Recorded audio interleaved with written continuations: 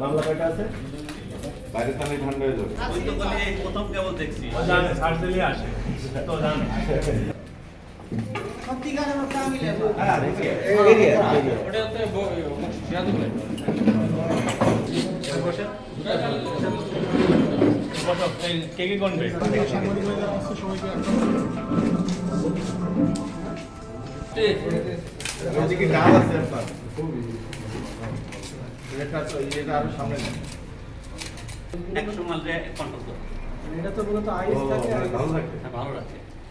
বাহ। এটা যে ন্যাপথলিন টাইপের কেন?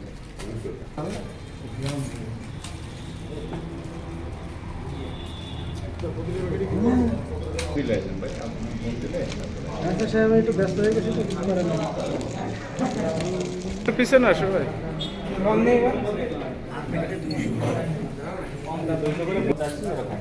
এতেও বাটপারি করছে সকালবেলা সেই তথ্যের ভিত্তিতে আমাদের এবং এখান থেকে একজন মাদক ব্যবসায়ীকে আটক করা হয়।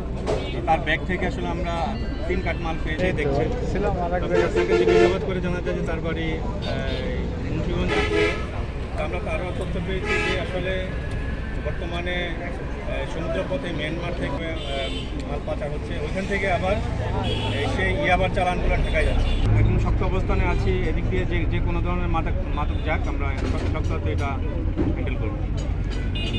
সাতক্ষীরা থেকে বাসযোগে একজন মাদক ব্যবসায়ী মাদক নিয়ে যাচ্ছে, সেই তথ্যের ভিত্তিতে আমাদের কেএমপির কোয়েবাজারে আমরা চেকপোস্ট করি এবং একজন মাদক ব্যবসায়ীকে আটক করি। তার কাছে একটি ব্যাগ ছিল, ব্যাগের মধ্যে 3টি প্যাকেট ছিল, প্যাকেটের মধ্যে ইয়াবা পাওয়া যায় এবং তার কাছে জিজ্ঞাসাবাদ করে জানতে পারি যে তার বাড়ি মুন্সিগঞ্জের লোহজং থানায়।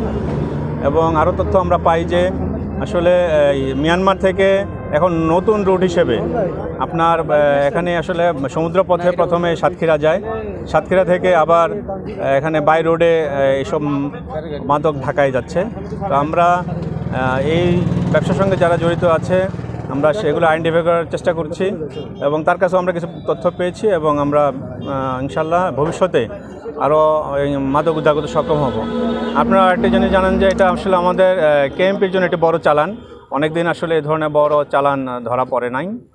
তো ইনশাল্লাহ আমরা জনগণের জন্য একটা মেসেজ, জি এখানে 3 কাঠ মাল, তো এখানে আমরা প্রতি ইয়েতে অন এভারেজ 170-180 পিস করে আছে, তো এইভাবে 25,000 পিস কমপক্ষে আছে।